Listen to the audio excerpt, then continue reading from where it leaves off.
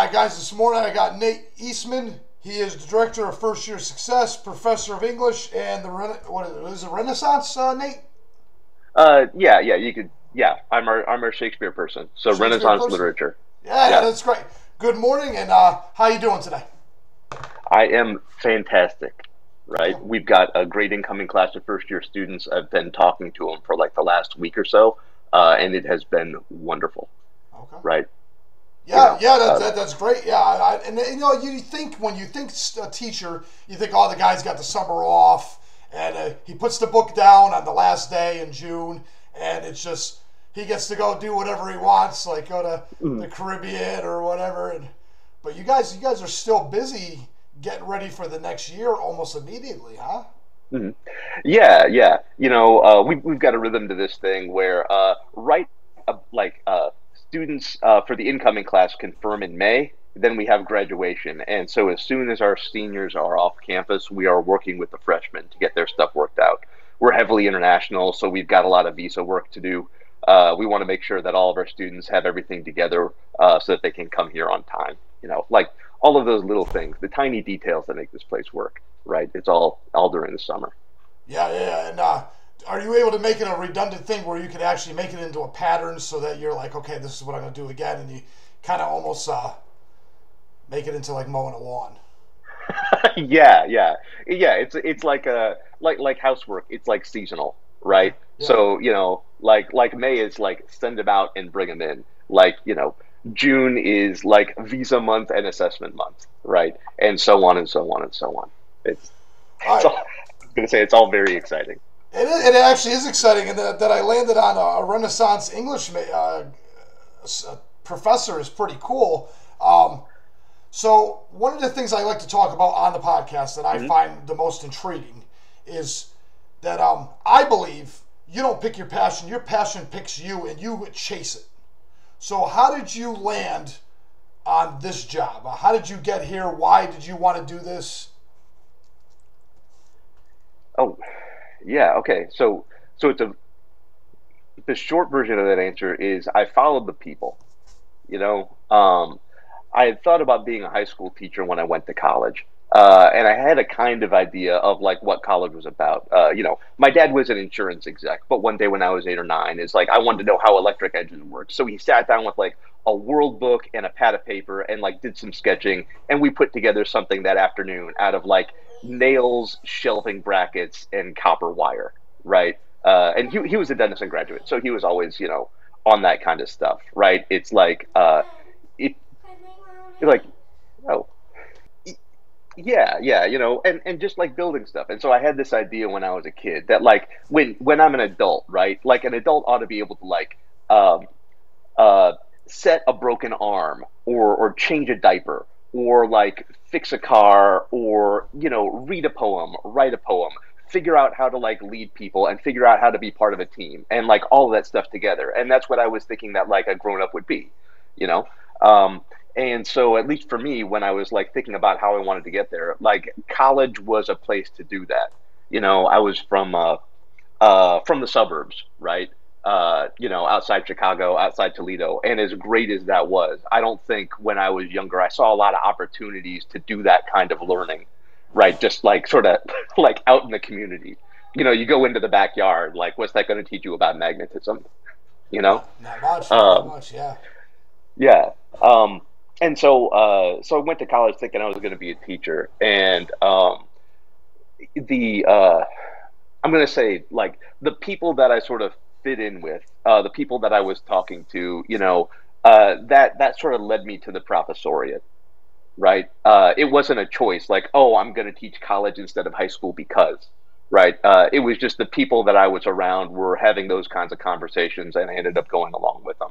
And and honestly, when I was in college, like teaching in college sounded pretty great. I mean, you've got like, when I was growing up, like in the suburbs, my dad had like an hour and a half commute going into the city, an hour and a half coming back every day. Meantime, my professors lived like 2 blocks from the school, right? You've got a campus. It's beautiful. The weather's nice. It's sunny. People playing frisbee. There's like a gym you can go to pretty much any time of the day. Like, what is this? Who gets to work like this, Easy pick, right? easy pick. And like I said, everybody Yeah. thinks, oh, you're good in the summer too. Hmm. Yeah. Oh yeah, yeah. Not so much summers off, but the gym's still there, There you right? go. There you go. Um, so it takes a lot to wear the shine off of that, right? Um, I agree. I agree that that is and definitely an assessment that it would be a mistake not to at least pursue. mhm. Yeah. Yeah, yeah. And I'm you know, um, you may pick this up as we talk. I'm a big fan of like don't force it. You know, like you find something that you think is going to work for you, man. Take the win. Don't spend like 5 years of your life trying to like optimize it, Yeah. right? Like uh, you find something that works, just like do that. Problem solved. Now figure out what kind of couch you want to get, right? Yeah. Uh, you know, No, um, that's a great way of looking at it too, because everybody finds so much stress in the little things, you know what I mean? And then you mhm. miss out on those daily hellos in the morning or how's everybody doing today? You lose all of that when you're Yeah. so frustrated about things that should be almost automated, like you're making it sound. Yeah, and I think it took me a little while to figure this to figure out like what kind of words to put to this, but we do this with our first year students in some of the programs here. It's like don't worry about the best, like the best place to live or like the best career to have or the best whatever. Because number one, you don't get to figure it out by looking at it from the front end, right? And number two, I think this is true for all of us. Like there are probably 15 different lives that you could be totally happy living, you know like when you're 18, it's like you're like, do I want to be an artist or do I want to be a doctor? And the answer is like neither one of those things is going to be best for you. You can probably be happy doing either one. So get into it, figure it out, talk to some people who are doing it, but just like you know don't spend time sweating over which one is going to be better for you, just or which one is gonna like leave you on your deathbed the happiest, right? Well, Just here's the like deal. Can you even make choose one that? and go. Can you figure that out at 17 or 19? Can you even figure that out Right. then? It's not Like, even of course possible. not. Yeah, it's Right. impossible. Mhm. Sorry, I don't know if you need to bleep stuff, but like life throws a lot of horse shit, right? So just like choose it and go. Have a plan, but expect that stuff is going to get scuttled 50 different ways. You don't at like 18 get to choose like, oh, my life's going to be perfect. Like I'm never going to get sick. Like I'm not going to get drafted or like or whatever, You right? just don't know. Which You just don't yeah, know. Yeah. yeah.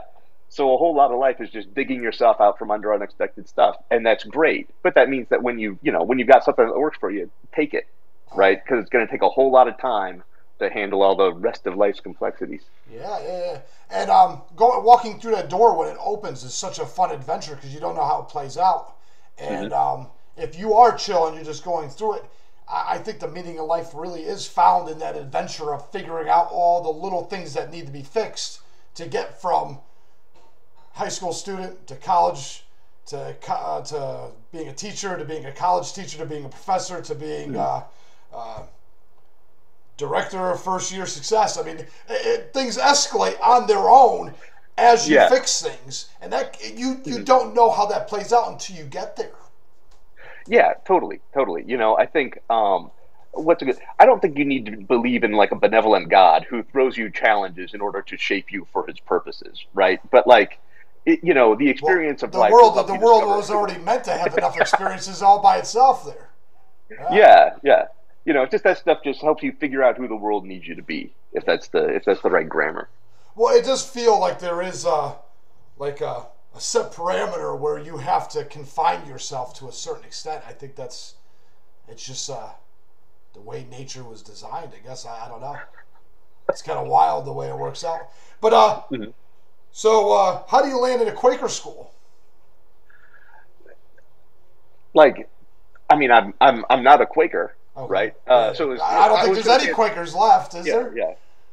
Uh, there's if I could be getting my numbers wrong. There's like 100,000, which means that like for every Quaker there are like five Moravians, right? Um, so you've got that. Um, I think I was. It seems like it should be like a wild, interesting story, and it's really not. Uh, I was in grad school. I was at a conference, and a few of us decided to break into the Alamo. Which have you ever been to the Alamo? Yeah, yeah. I'm outside of San Antonio right now, man. Yeah, okay, yeah. So it's like not a challenge, man. The walls are like 6 feet high. You're like, how did this thing fall? Like, there it is. It's not fucking Troy, Like, Yeah, I've no, got, no, nowhere near. I was so disappointed, actually. yeah, yeah. We've got D3 basketball players who can just vertical into that, right? Um, and so so a bunch of us were like, yeah, we're gonna break into the Alamo. So we did. We climbed over the wall. We climbed back, right?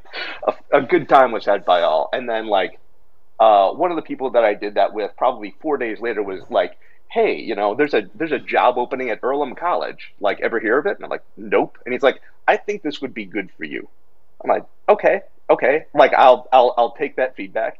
And then like two other people wrote me the same thing. Like, job ad, Earlham College. Like, I think this would be a fit. I'm like, okay. I Wow. don't know how you're putting that together, right?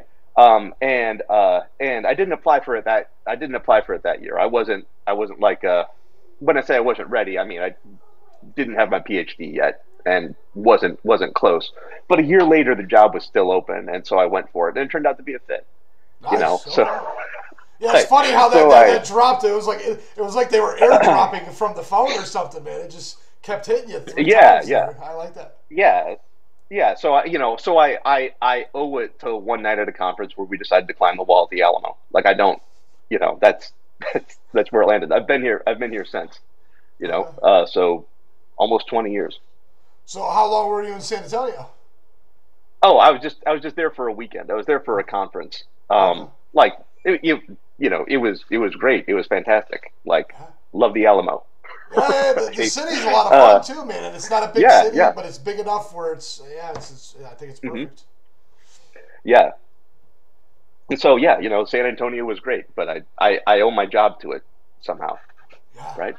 Um, So um, Renaissance, what is your favorite aspect of Renaissance, or is that something that just is arbitrary to the whole situation? mm, okay. So here it is. I think so during the Renaissance, a bunch of writers, and I'm going to say like Shakespeare especially, but also other people like Chris Marlowe, Ben Jonson, they come up with this sort of like grammar of telling a story that we still use now, right? And so one of the reasons that I like Renaissance is that if I'm gonna like I'm kind of a generalist here. I teach a whole bunch of stuff, but it's like if you're gonna tell the story of like how we tell stories, right? Uh, I find it's pretty easy to tell that story when you start with Renaissance writers and work forward, right? If you start with like late medieval writers, right? There's a lot of cool stuff that you can talk about, but like I think I want to say like the characters in medieval stories, they don't act like recognizable human beings, right? They don't make decisions using the same kind of like uh, grammar of the self, right? Like we think of ourselves as on like a journey of self discovery and change. So you are the way you are. A character at the beginning of their story is the way they are. They're doing a whole bunch of things that like hurt themselves and hurt other people, right? And in the Renaissance, it's all about people's relationship to other people, right? Hamlet learns to like Hamlet's complicated, but he learns not to hurt himself and not to hurt others, by murdering Claudius, right? By like, by figuring out what he's about and learning to be like a warrior instead of a thinker, or combining those in a way that sort of like works for him, right? But you like rewind to the medievals, and a lot of the stories are about God and people discovering their relationship with God, and not in a way that sort of like resonates with modern audiences, but it's sort of like God is the star of the show, and like the people who are doing things are just sort of there to illustrate different points.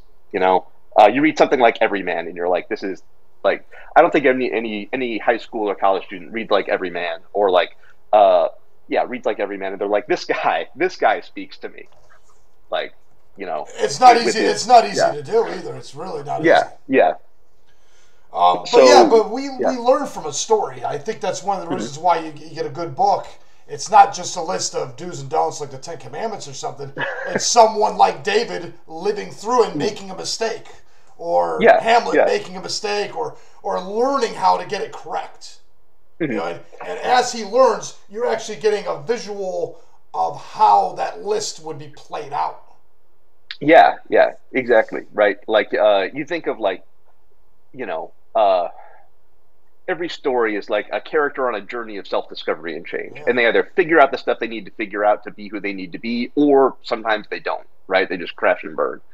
And Well, you I know, like that though. I like seeing the element of humanity inside that mhm, person. You know, I mean, when they fail, that's great because one, they got a yeah. chance for redemption. They got a chance to pick themselves back up, and you Mhm. see, you're like, oh man, I've had to do that too.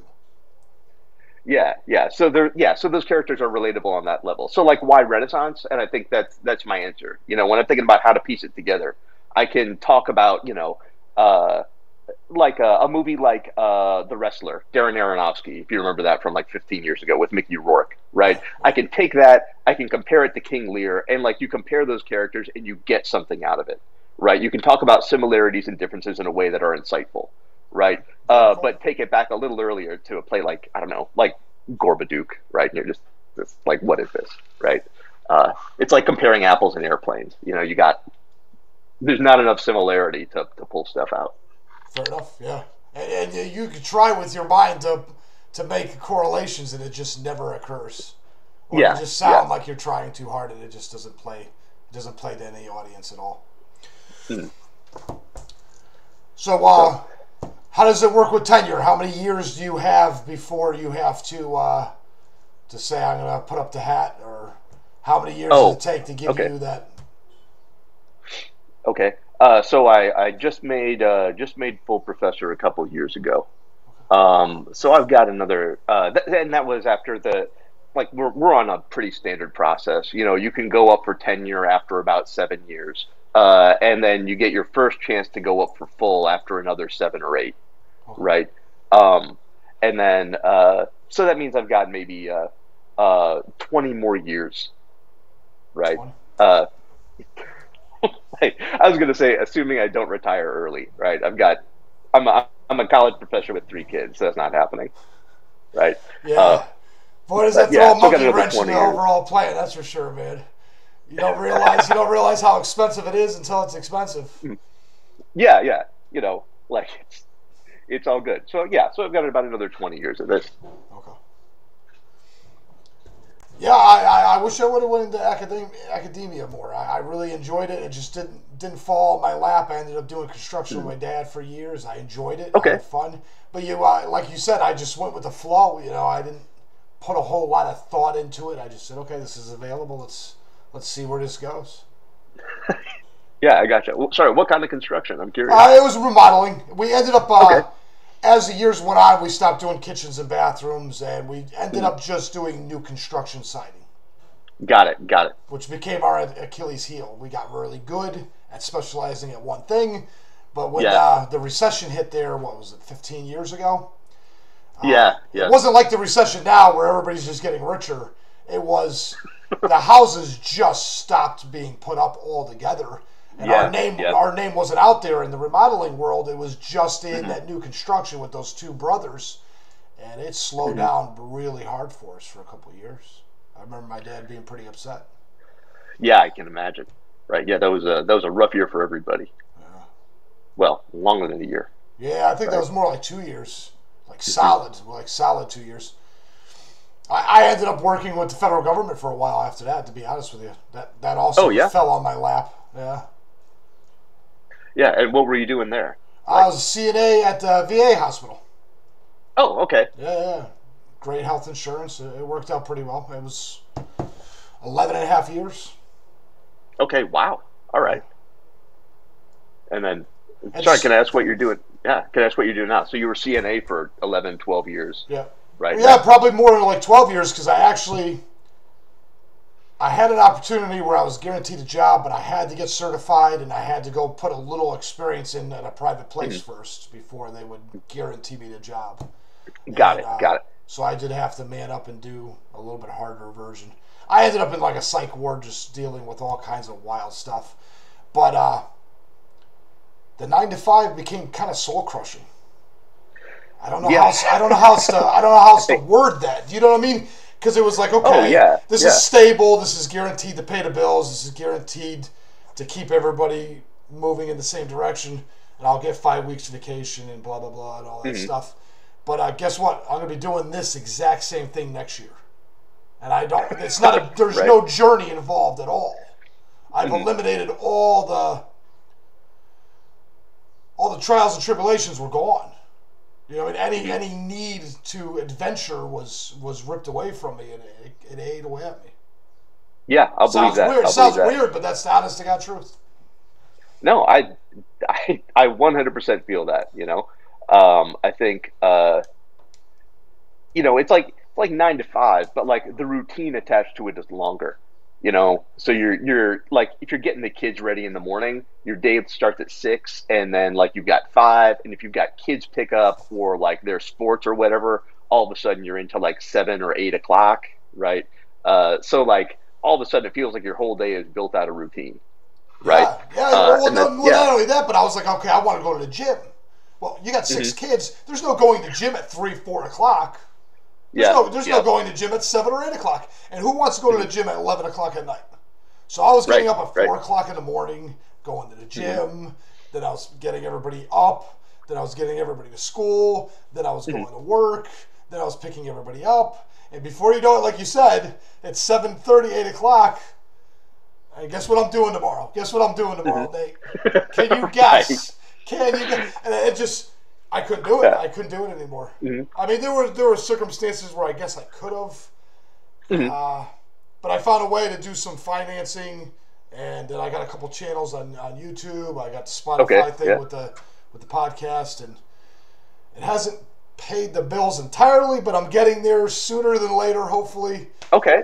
But yeah, I'm on my adventure right now, man. And you're episode 85, I think. I'm not sure. Okay. Wow. Yeah, the one I saw was like 66. So you have like made some movement. That's well. Here's the problem. I find that not only are you on an adventure, whether you like it or not, but you're either going downhill or you're going uphill. There's no other version. You can't just stay on a plateau forever.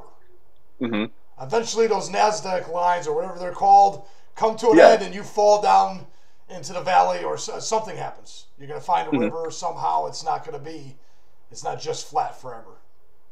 Yeah, I hear you.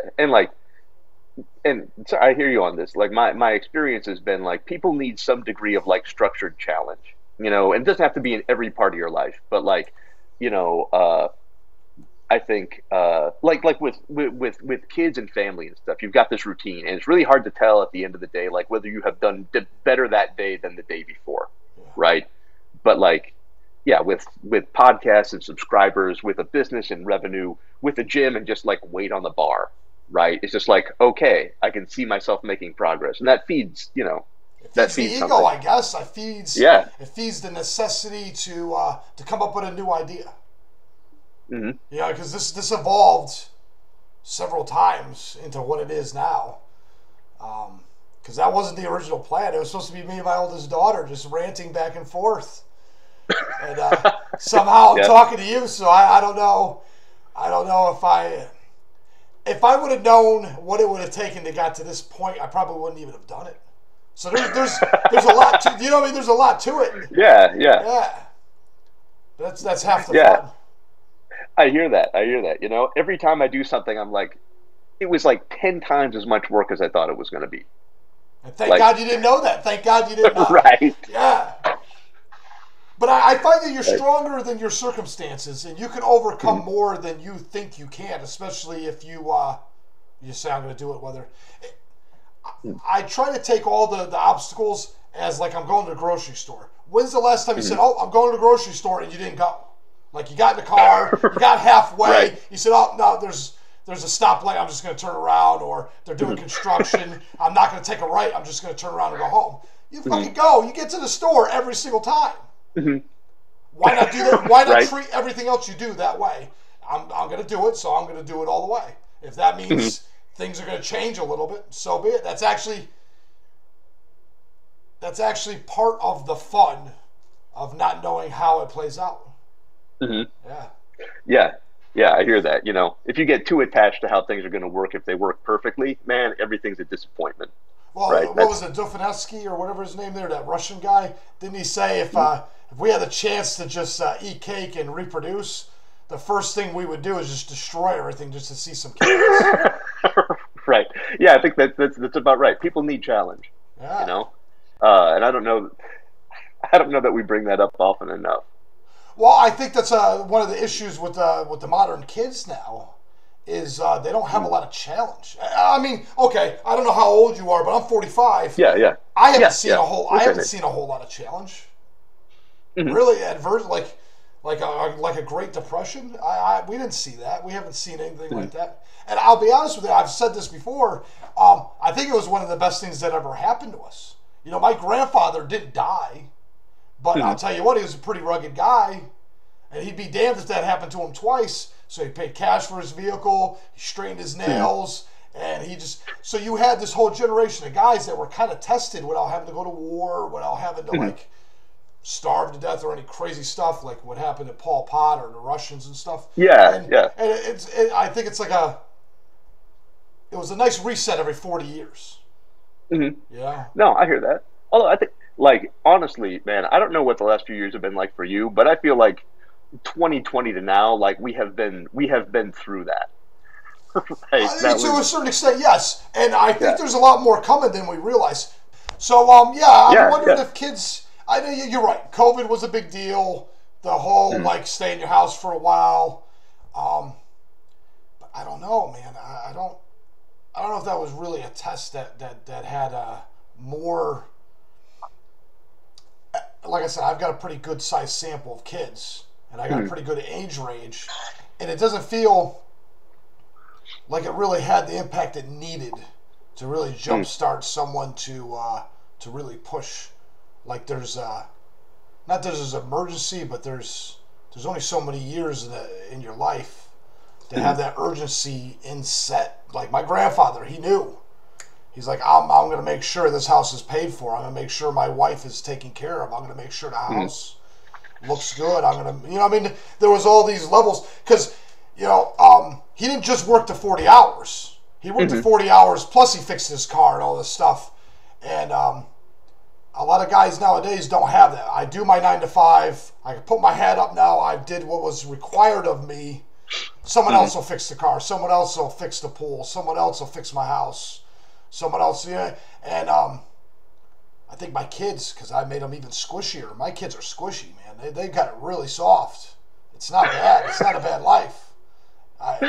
I I fear that when they mhm, leave, they're going to expect to have the same lifestyle that they have now and not have to grind to get mm. up there. And I don't know. I have no idea. Yeah, yeah, I hear that. I mean, it may be that like what we have been through will take some time to come into focus, right? Um, the like okay, when the pandemic hit, my wife was a grinder.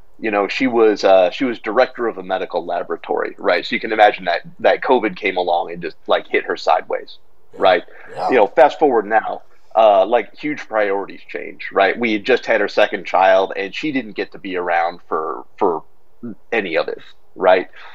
So now she's like working remotely, right? And and learning to think about success for herself as something outside of what happens and how she like works for a living. Did that make some Oh, it makes sense? perfect sense. And I think a So lot of us did like a hard reset. And it's one of the reasons why I'm doing what I do now. yeah, yeah, Yeah, it makes a big difference, man. It really does. Because you all of a sudden you're like, do I want to do the same thing for 40 years, get so old that mhm, I can't enjoy going on a cruise at 65, 70? yeah, Do you yeah, really want to go to right, Alaska on a cruise with a walker? hmm, That sounds terrible. yeah, It's all going to work my whole life to do that. hmm, I'm like, yeah. I don't know, man. I don't know if that's where I want to be.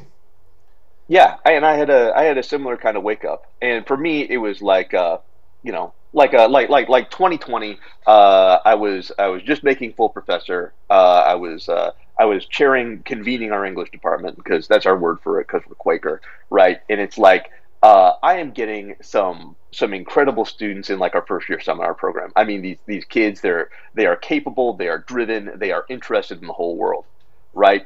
and then uh, and they're like in my Shakespeare classes, right? And they're in our, they're in our seminars, and they're in, all the English gen eds, right? The novel, all that stuff. So you see these students, and they are amazing, and then you don't see them when they're sophomores, and it's like what happened, right? They did great in my class, right? Maybe they did great in all their classes, and like now they're not back, and it's like what is the story, right? Um, and it turns out that the story is the reason that I have this job now, and it's not romantic. It's like a lot of spreadsheets, right? Uh, but it's like they're Xing out because of like little tiny what to us as adults look like little tiny financial problems. And it's like, okay, so we've got to roll out some financial education to these students so that they know how to handle student loans and like what that horizon looks like. They know how to they know what it's like to get an apartment, right? Because you get students like if they've been living in a house with their parents, or maybe they don't have people they can ask about this. They come in and the landlord asks for a security deposit, and they've got to Google like, is this a scam, right? That's kind of scary. Yeah. Oh. Yeah. So you just gotta and it's not that and it's not likely any one of those things, but it's like there's a lot of sort of cognitive overhead to being like a young person that you sort of forget, like once because everything is new, everything's the first time. And Google right? is like God. Google is God. No one questions Google. Yeah. So if Google says it's not a scam, it's not a scam. Yeah, right. But they've got to go through this stuff, and so it's like, okay, so we've got these fantastic students. If I want to see them as sophomores in Shakespeare, what problems do we need to solve? And it's like, well, we've got to do some financial education. We've got to make sure that like first generation students, like they know what the bursar's office is. Because when I went to college, I mean, my dad went to college, I still didn't have a clue. Like, bursar, what the fuck is this? Right? Like like there are all these like little tiny problems you've got to solve in order for the things that are really important for you to work right. And I don't know why that would be any different in higher ed. It's that way in most of life, right? The little things need attention, and the big things just take care of themselves. They kind of fall in place. You wake up early every morning. If you do what you're supposed to do every day, the big things kind of just fall in place. Mm-hmm. Yeah. Like it's yeah, and so sorry, I was trying to think of a way to talk about that, like going to the gym, right? It's like I eat more or less the same shit every morning because I've met, I had high cholesterol, high blood pressure, so I had to get on that stuff, right? So it's like, you bust out your spreadsheet and it's like, here are the meals that I can eat. And so you do that every day and you're like, what is going on? So right? do you need medication for high blood pressure, or are you just doing it with food? Just doing it with food and exercise. Okay. Right. Yeah, because you can't exercise your way out of your eating habits either. No, you cannot manage properly. So how do you manage that? Well, how does that work out for you? Because I've never had high blood pressure. So. Okay. It's worked out pretty well. Okay. I'm just wondering, what's your diet? Like, what are you allowed to eat? What are you not allowed to eat? So I don't get too crazy. The thing that finally worked for me, and like this is me, is weightlifting, right? It turns out that is like what pushes all the right buttons for me just physiologically. And so that means making sure that my calorie count is in range because I want to put on muscle, but I'm also like 45. So it's not like when you're like 20, it's like, oh yeah, go do a bunch of squats, drink an extra gallon of milk a day, and you'll be great, right? But now so it's little like consequence to your actions when you're 20. yeah. But now it's like if I get more, so it's like you need to get about 200 extra calories, otherwise your body's just going to turn it into ear hair and love handles, right? So for me it's like make sure that I'm getting the right amount of protein, make sure I'm getting the right amount of calories, let everything else fall where it may, and as long as I'm doing my work in the gym, everything works out okay. Yeah. Right. Yeah.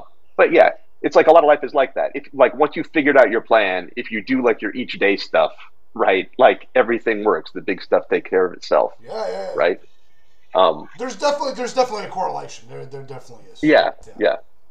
And I think I was going to say the same thing is true for student success, right? Meaning like if we can find the problems that our students are having, and these are not like romantic problems, they're like little things, like from a student's experience, it's like you get a series of cascading failures where it's like I I don't know how to set up a bank account because I've never had to do it before. And because I don't have a bank account set up because I'm just like a cash under the mattress kind of guy or whatever, or like all my money's in like Venmo, right? Like then when it's time for me to sign a lease and get an apartment, like I can't do it. Also because I'm doing this Venmo thing, I don't have a credit score, right? And like those that like they have to work so hard with a kid in the classroom, right? And have that thing knock them out between like freshman and sophomore year. It It's feels just like, daunting. It feels daunting because yeah, you don't yeah, know where the bottom is. You know, I mean, as a kid, you're like, okay, this yeah, cascaded into this problem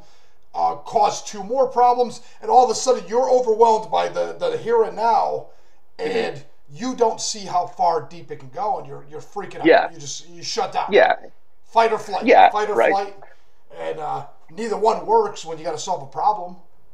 Running away, right, if you got a snake right, to kill, running away isn't the solution because you're gonna have to go back to the damn garden and figure out how to deal with this. yeah, And yeah, sometimes fighting isn't. You gotta buckle down, slow down, and pick one thing at a time until the little things start taking over for the big thing.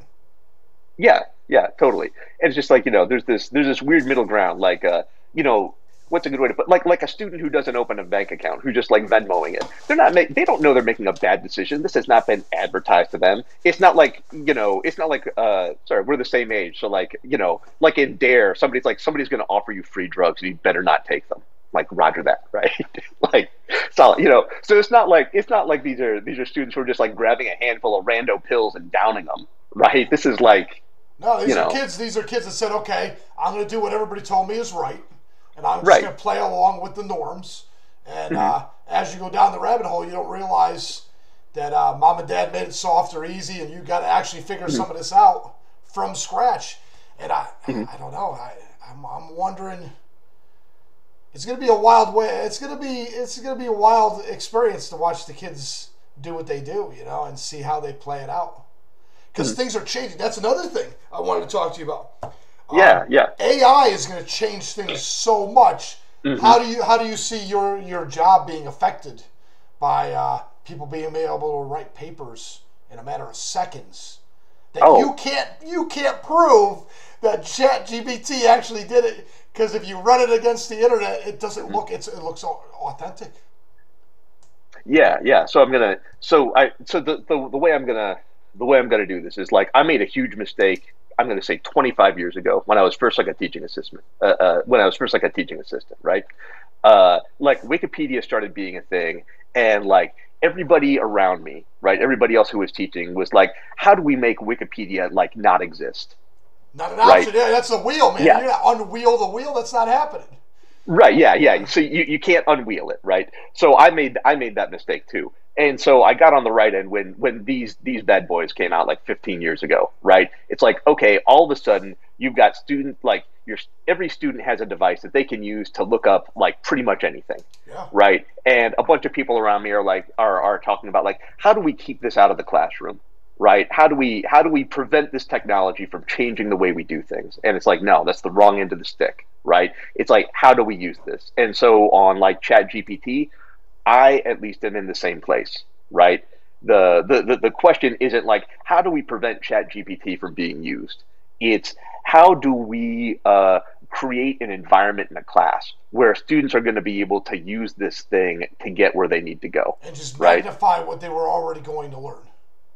Yeah, that's a Yeah, mindset. yeah. That's a good mindset because, I find that if you have a negative mindset, you become like a fun sponge and you just suck the fun right out of a room. But if you have that positive mindset, it's almost irrelevant if another struggle comes up. It's just how can we incorporate this into making things a little bit better?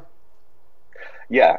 So the way I'm approaching it now, right, is I like to build classes around like what I'm going to call complex real world problems, right? So you're in my Shakespeare class and you want to be a high school teacher, right? We are reading, say, King Lear. So I want you to write a lesson plan that takes us from King Lear to like, I don't know, Fences by August Wilson, right? So write a lesson plan where the students have read King Lear and maybe they're reading Fences next. Like, how do you tee that up? Design that thing. Now they can use any tools they want. They can, if they want to go online and find a lesson plan where somebody else has done that, like, awesome. Go in and do it, and and use what they've done as a rough draft and then make your own, right? Yeah. If you want to ask ChatGPT 50 questions about August Wilson, to tee it up, that's great. You got to fact check it, right? Yeah. But but use those tools, right? And so I think what I found is, like, the more you give students sort of problems or assignments that sort of reflect what they might be doing, say 5 years outside of the class, right?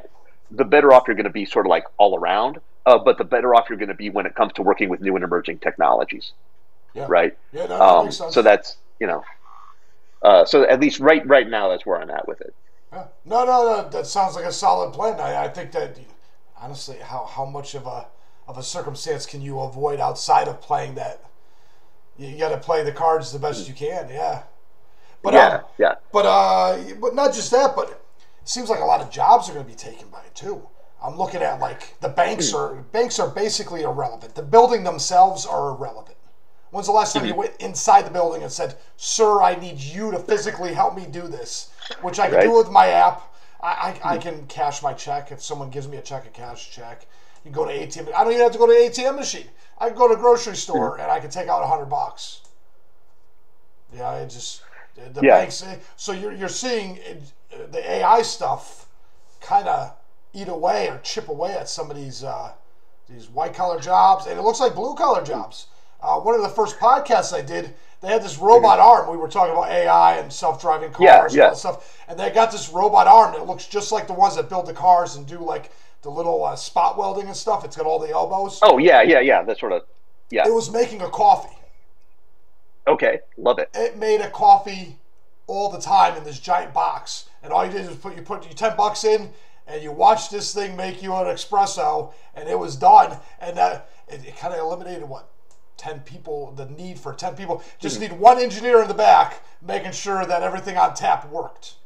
And I'm sure they'll find a robot arm to do that too. Yeah, right. Yeah, that's, I'm not gonna whip out my crystal ball on ChatGPT and AI, right? But I'm just saying, it seems like, well, okay, well, my point was, I'm going to tie it all together, is the cell phone. When the cell phone came out, you're like, oh, I could see that there's going to be opportunities and there's going to be some things, but there was unforeseen consequences that no one had a clue about. No one knew that Instagram and and Twitter and even like dating and stuff, the dating apps have changed the game so dramatically. No one that was the ramification of that smartphone that no one saw coming. Tinder changed everything. Instagram changed everything. But as the AI gets bigger and stronger and the cars start driving themselves, it's going to be wild. I mean, I think Elon Musk was saying something to the effect of he's keeping the car at so much a month for, like, the software, because when you're at work, you could go make me some money, Uber on, and your car can literally make you, he's estimating, as of today, it would be able to make you an extra $100,000 a year while you're at work. And then come home. How great is that? And then come home and pick you up and bring you to the grocery store. And and you'd never have to drive. And so he's saying that it's going to be an investment. So there's going to be all these unforeseen things with all this stuff. And these kids, and that's where I was kind of going. These kids have so many challenges, and things are going to move fast. Because I've noticed that you go from the Wright brothers and the airplane. People are walking for 6,000 years or 10,000 years, million, whatever you know what I mean? You go back to the first time we wrote something down to the day we got the airplane, and it's only 60 years to the moon. Right. Astronomically fast-paced movement. And then you go from the moon to now, Elon Musk is shooting self-driving cars into outer space. So he's talking about going to Mars, and we're talking about, like, commercial flights to, like, around the air, the moon or something like that in a couple of years. And just how much of this stuff is just going to move faster. And then it gets faster, and then there's ramifications we don't even see, and all that. How are the kids going to be able to handle learning to be a grown-up and still be able to navigate things as they move at, I don't even know. It'll be the first time in human history where your grandfather can't tell you everything you need to know about how to chisel stone. Because think about it, Right? 1,000 years Yeah, ago, yeah. whatever your dad and your grandfather knew, that was solid knowledge. That was very. Now you look at your grandfather and he's useless to you. Yeah. You know Mm, how many times in human history has that occurred? right. Yeah, I mean, if there's anything refreshing about it, it's that look, people are not getting any smarter. So there's at least some job security in that. Hey, Fair enough. like whatever new stuff comes out, be the first one to turn it into a pyramid scheme. You're going to do okay, Yeah, that's what I right? find in social media a lot is all this stuff. Like all these guys that are, well, a lot of the guys. I don't want to say all the guys, but a lot of guys that are doing like the self help or doing like physical fitness stuff or like being trainers. They're basically just trying to get you on board, and they tell you, "I'm the only one that can help you. You'll never be able to figure out this diet yourself. You'll never be able to figure out how to work out on your own. You got to get my PDF," and it just leads to a book, and it leads to other stuff, and it's just like a pyramid scheme. It's like these little Yeah, micro yeah. pyramid schemes, and there's tons of them for everything. It's wild. Mm. Yeah. Like, Yeah, social media is still so, like a wild, wild west. mm, yeah, like, sorry, I love it. I try to stay away, but Yeah, I don't yeah. blame you. I don't blame you. But and then another thing that's wild too with the technology is like Twitter. You can only have so many characters. So if I'm going to talk shit about you, I have to do it in 180 characters. Whereas Facebook, I can write you a novel and explain in great depth how much I loathe your existence. And it's crazy how those play out. I don't even know if we know exactly socially how they have as a ramification. I mean, kids take that stuff seriously, man. Oh yeah, And it yeah. follows And you everywhere. It's not like you fight your bully at school, then you go home and you only play with your neighborhood kids. That stuff follows you with your phone everywhere you go, and it never ends. oh yeah, and like I don't know what it is, man. You put people behind a keyboard, or you put them behind a screen, and all of a sudden it's like the Stanford prison experiment. Somebody who's totally nice in person turns into just a fucking sociopath. It's insane. You would never have the balls to say that to my face. Yeah, yeah. There is an element to be said that when you're standing in front of another man, there's the element of physical violence that allows us to have. And I'm not saying like everybody beats each other up all the time, but there's the element that we have to be at least cordial and polite enough where this doesn't escalate. Because I didn't really realize that until I came to Texas. I'm from Connecticut. So I come Okay, to okay. Texas out of nowhere. I'm like, everybody's got a gun. Everybody's really polite. That old lady can kill you. And it does. That element of physical violence forces you to at least have some social norms where there's not, when you're over that screen, there's no ramifications for being a jerk or an asshole or a total tool. There's no consequence. I can block you. That's the big no as I can block you. Yeah, yeah. I mean, yeah, in person, maybe it comes down to violence, but sometimes it just comes down to like not wanting to see somebody cry, you know? Oh, yeah, okay, yeah, that's what I mean. Or when you Yeah. say something horrible on Twitter, sometimes people are like, "Oh my God, you're a monster." And it feels like you got 300 people in your front yard with pitchforks and like torches. You feel like, man, did I do something wrong? Right, Am I right. that bad of a person? Mm. Yeah. So I don't know. I don't know if we know that social experiment has even been played out enough where we understand it all yet. Yeah, yeah. We will get to reap the consequences over the next few decades, Who knows? right? Maybe we'll escalate so fast that Twitter will be and Facebook will be archaic in 10 years. I don't even know. We'll never know. It'll just get past it so quickly. Who knows? But so English and writing and stuff, I think, is one Yeah. of the most profound ways to influence a young person, by far. Mhm. So most people have their beliefs, and Yeah. you believe what you believe. By 17, 18, you've got some foundation of what you think. But honestly, it's far shallower than we realize, and it only takes a couple term papers to change someone's mind. It doesn't take much.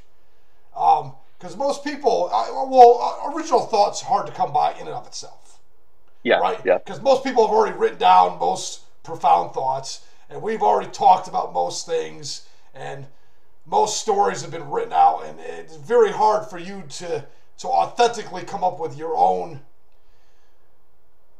real belief system in and of itself. And it's so easy to just rewrite a belief system and change someone's whole perspective on something in just a few papers.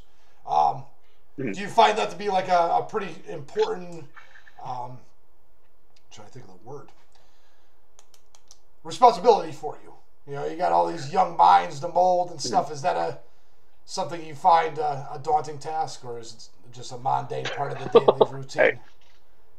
I think, okay, so the responsibility I feel, right, is, I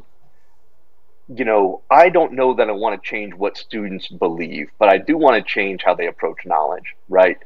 Okay, if you think back to being like 17 or 18, right, like the world can be very black and white, right? Where it's like, like this thing, like this is true, this is the way it is. Like I've been told this, or I looked it up, and so like, game set match, right? Like Hebrew slaves built the pyramids, right? And so as long as your approach to knowledge is like that, you can watch like the History Channel and be like Eric Von Daniken does his like ancient aliens thing and be like, oh yeah, aliens built the pyramids. I see this over here, right? And so from my perspective as an educator, right, if students are working with knowledge that way, I don't know that it matters what they believe, right? Because I'm going to say like the real world application of that approach to knowledge is both deficient and probably unpredictable, right? Yeah, you can't go through your life. So multifaceted. Right? There's so many. We're multi. There's just so much to us. There's just so much to us. Yeah. And I think the other thing that you see with like younger people too is sometimes like this sort of adolescent skepticism. Like this person says aliens built the pyramids. This person says the Hebrew like slaves or the Egyptians built the pyramids. Like, so there are a lot of different perspectives. So like, who's to say who's actually right? Right? You probably heard like 20-year-olds hit it that way, right? But when it comes to like making real world decisions, right? You've always got to ask yourself a whole bunch of different questions, like what's the application of this? How much information do I need of what kind to make this decision that's in front of me, right? And those can be different. So for the average person, it's like I'm going to decide whether to take a trip to Egypt, right? I don't know that they don't have to think too carefully. They don't have to have their own story of the pyramids to like take that trip, right? But if they're like But if they're like a doctor, we're talking about practical information, right? Or you're just making decisions about like where to send your kids to school, right? All of a sudden, a different kind of thinking comes into play, where you're like, okay, how sure am I that this is like the right school, or at least good enough? And what information do I have? What are the consequences of my being wrong, and how will I know if I'm wrong, right? You ask yourselves all those things, and so it's my responsibility as an educator to help students get to that relationship to knowledge, right? Where when they look at a decision that they've got to make, it's like, what kinds of information do I need? How certain do I have to be about which things? What are the consequences if I'm wrong? And what are the indicators, right? What are the first things that I would look for if I'm making like the wrong decision, so that I can change course? Does that make sense? Yeah, no, right? That makes perfect sense, man. Yeah, so that's where I feel the responsibility, right? And writing can help students get there, right? It's one of the places where like you sort of stitch that stuff together. I think it's been a mistake. I think it's been a mistake throughout history that we don't let men really put their whole foot forward and really push forward on the thinking part. You see a lot of men, they don't put as much effort into it. But if you're really knowledgeable, that's more powerful than any of this will ever be. I mean, you know what I mean? The art of persuasion is far more powerful than me having to hit you with a stick. Do you understand what I'm saying? I mean, the people don't realize if you could put both those together, and it makes such a difference. Because I've seen people that are stoic, but all it takes is one argument with somebody or one conversation with somebody, and all of a sudden you sound like their dad, and it unravels 3 years of trying to be stoic in like one conversation, and the guy just falls apart. So if your mind ain't if your mind ain't right, that facade falls apart real quick. Oh, I mean, for sure, right? Yeah, and like I've seen it, I watched it. And and you need to be able to you don't necessarily need to be able to persuade people, but you do need to be able to like bring other people in to solve problems. So like Yeah. so if I'm going to choose like a really thorny one, I'm in Indiana, which is like it's kind of a reddish purple state, right? That's just like the politics here. So like so Republican conservatives plus some like Midwestern practicality, right?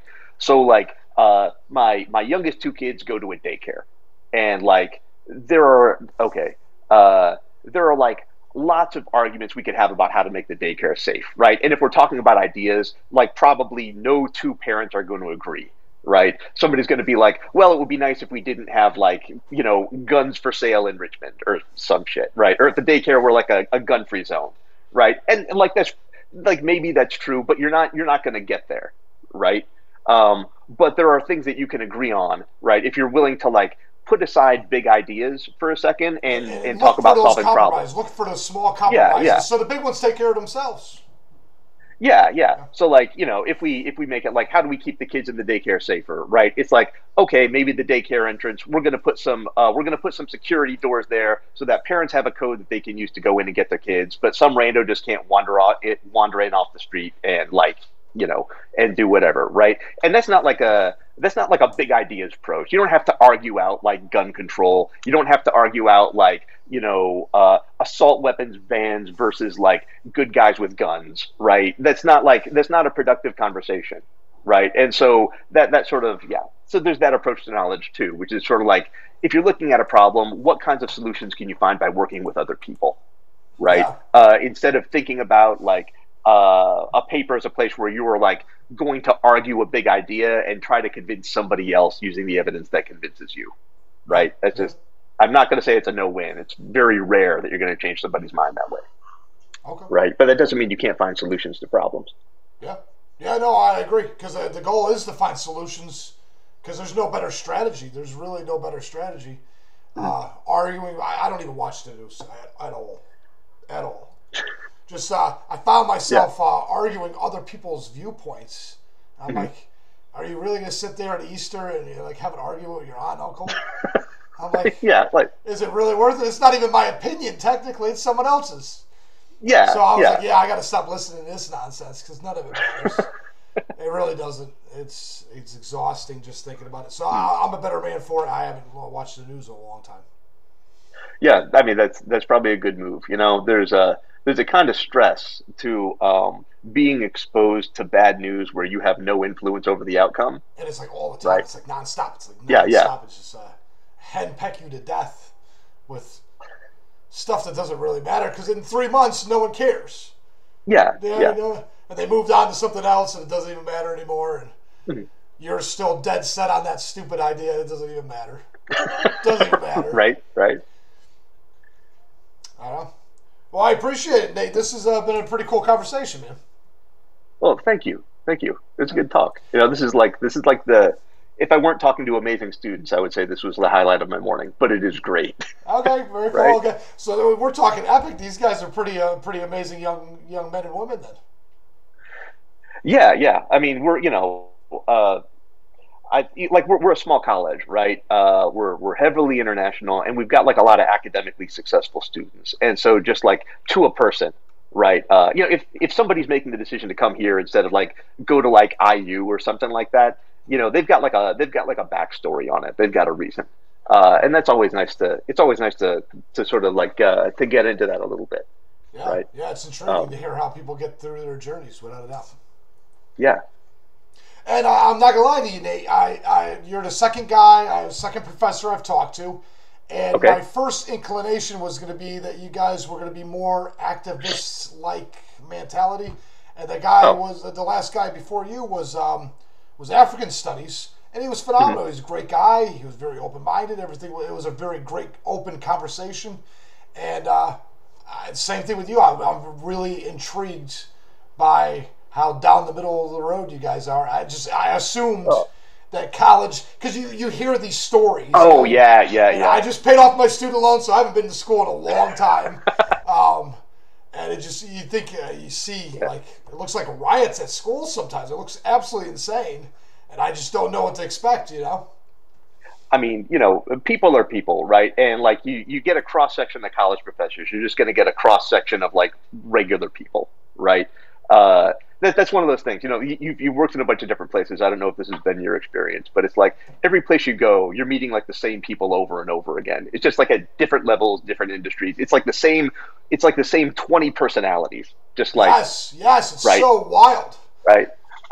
And so I think the thing that I like to keep in mind is that like if there's like a motto that I use to guide the work that I do with my students, the work that I do with my colleagues, and like if you're going to call it activism or like work in the community, it's that other people are the most valuable tool you have for solving problems, and they are the most important reason to try, right? And so if you want to do something, right, it's all about building relationships. And for the most part, you can't build those like with the people around you if you are just invested in like the right way to do things or like the right big idea. If you're going to throw litmus tests at people, like how do you talk about this? You know, what do you think about this? Like all you're gonna do is the people around you, if they're just like a cross section of regular people, right? You're going to give them reasons not to work with you on I stuff, was going to say you're going to right? turn And you're off at gonna least a percentage of the population. yeah, and you're gonna keep each other from helping each other, right? And that's, you know, I'm not going to say that's the wrong approach because maybe that like plays into whatever your end game is, but at least for me, right? Doing community work, No. Your strategy is a far 100% better one. relationships. Yeah, absolutely. That's a far better strategy. Because So, I like to argue with people about the fact that you know, how much better would the world be if everybody tried to make it a little bit better? But what if we just tried to not make it worse? Do you know what I mean? If we right? actively just not sabotaged each other, and just how much better would it be if 8 billion people were just not making it worse? Mhm. There's no No, I Karens hear out that. there. Yeah, it's amazing. Just that You know, concept. yeah, part of what makes life complicated maybe is that like conflict happens when people want the same thing, right? And that might be like two people want the same sandwich, and so they're gonna like fist fight. But sometimes it's like, you know, two people like want to figure out what to do with a vacant lot in the middle of town, right? And they want the same thing. They both want to figure that out, and they both want to use it to make their community better, but they can't agree on how to do it. And that's when you get like, Yeah. that's when the conflict becomes unavoidable. Because if you disagree about stuff, normally you can just avoid each other, But if you're an right? open-minded person, man, that third person can really get both of you together and Oh, make it work. mhm. And it's amazing. Like the art of the deal kind of scenario. If you can actually get people to feel like they both won more than the other, while both of it was just, you both had the same idea, you both had the same concept, like you said, that land, you both want to develop it. It's just the nuances on what you want to do versus what he wants to do. You can Yeah. make everybody feel like a winner, and then life is life. But it's very hard to find that person. There's only a Oh, handful of people that can do that, and to do it well is even harder. yeah, yeah. The only thing I can do is keep reminding people of like what they have in common, then bring them back to the table, Oh, because we right? have way more in Uh, common than we think. oh We're yeah, way yeah. more in common, and we're way more connected than we think. And with social media, it's even more profound because it just blows my mind at how much we need each other. Oh, yeah, 100%. Yeah. You know, I think probably everybody wants validation. You know, everybody wants to be seen in the way they want to be seen, right? And that puts you in relationship with other people, whether you want to be or not. I We're love good. doing this. I love talking to people. I like seeing different perspectives. I like just just playing out the conversation. You don't get that kind of conversation by planning it ahead of time or anything. Mhm. So I try to do everything as organic as I can and not look at too much. And I love it, man. I appreciate that the fact that you were willing to give me an hour, almost what? I bet you we'll make an hour and a half without even Yeah, trying here. Yeah.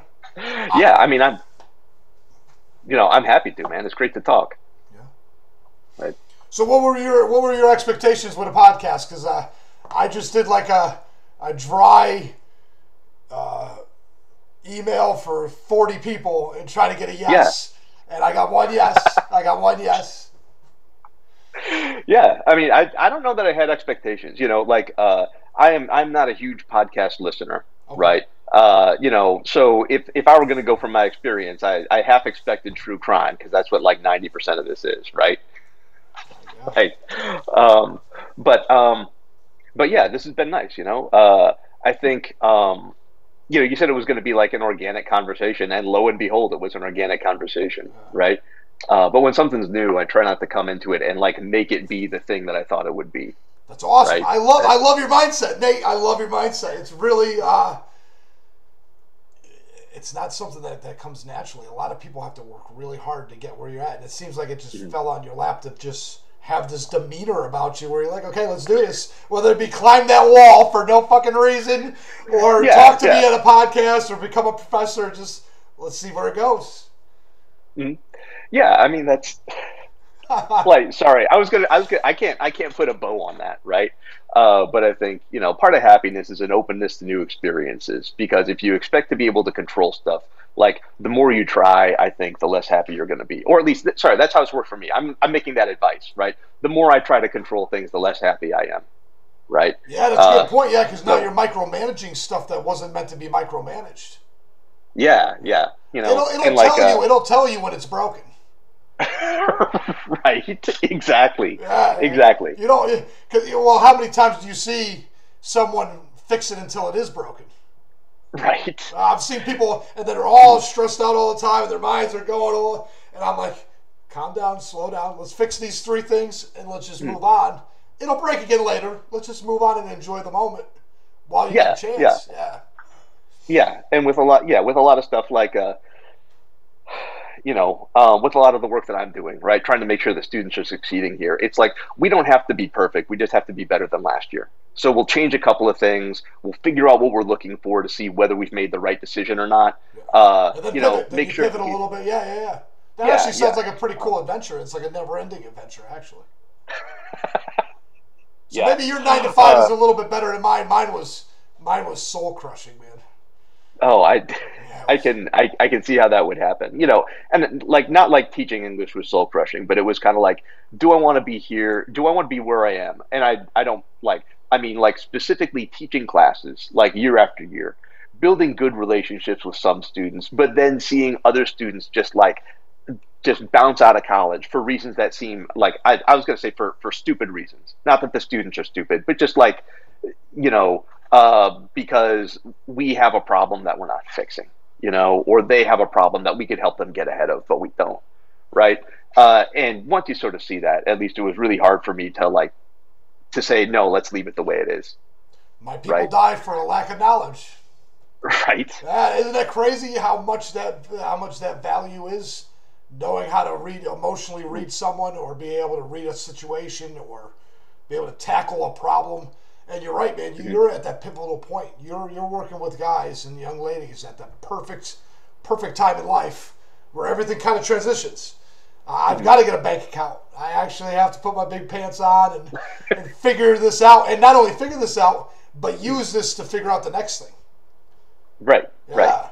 And like, yeah, and there are just like so many prerequisites, right? I was gonna say like a car, like any one thing breaks and you can't drive. Like so flat tire, right? You're stopped just as surely as if like the engine seized because you weren't putting oil in it, right? Yeah, so sometimes it's not romantic, but just staying on top of those things to help out. I think the Right. little things are more romantic. You keep saying that, but I think the small things are more romantic than you realize. One, when I see guys doing construction and stuff, the most mundane thing they do is the one that gets the most viral hits. And two, when Okay. when I would come home from work, one of the most important things I would do is shake it off.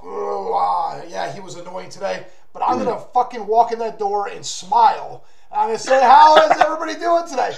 And they would run out the door to say hi to me. I mean, it made those little things over 10 years. Those add up way more than all the other stuff. And I think they're Oh, more romantic yeah, than we yeah, realize. okay. They're way more romantic than we realize. And I don't think we should just shirk them off as nothing. The little stuff is the big stuff. What you do at the dinner table, Yeah. how much you talk to your wife at the dinner table and your kids, that's life. That's the most important part. And then what is it? 20 minutes, 30 minutes a day? Oh, right. Yeah. You add that up. Those are the memories the kids have. They don't have the memory of you rushing and everybody get ready. Put your shoes on in the car. I don't care. Put your shoes in the car. They're not going to remember Right. that. They're going to remember that 20-minute conversation about your dad doing something goofy that you remembered that you tell at the dinner table. And I try to make a point that we always sit together at dinner. 7 days, well, not 7, 6 days a week. I try to do that. It's hard Like, during the summer. oh yeah, yeah, um, yeah. I hear that. Like, yeah. Don't give me like the quality time, right? Like give me the garbage time, right? Yeah, like having dinner with the kids, or Ah, like like watching cartoons early Saturday morning while like my wife and the baby are still sleeping, those are right? great, man. Yeah, Like, yeah, yeah. give me that, right? It does. It makes a big difference. So, Yeah. And it took a long time for me to realize if I walk in the door with a smile, I can set the mood for the rest of the day. Set the oh mood for the yeah, rest of the yeah. day. And the same going fishing becomes, instead of mundane and frustrating, it becomes fun. Or at least goofier, and maybe I don't know, whatever it is. All right, Nate, I appreciate you, man. I wish you well. I hope the kids do well this year. And thank you for being an educator. Oh, thank you, and thanks for doing this. Yeah. And right back at you with the kids. Yeah. Good luck. Ah, it scares me with the girls, man. It scares me. Oh, they drive me nuts. Everybody. We're going to Florida for 3 weeks, so we'll be able to enjoy some family time and relax. And maybe I'll just put this down for the month. On that Yeah, note, yeah, I'll let you know when I publish this. But I am behind like 3 because the last guy was really important, and I was really trying to push it. yeah, yeah. So you might be on the outside of that vacation. But I will Okay, let you know great. when I publish it. Okay, thanks. Well, then enjoy. Yeah, well, thank you, and enjoy Florida. 3 weeks sounds awesome. Yeah, I'm game, Right. man. Yeah. All right, man. Talk to you Right. later. All right, have fun.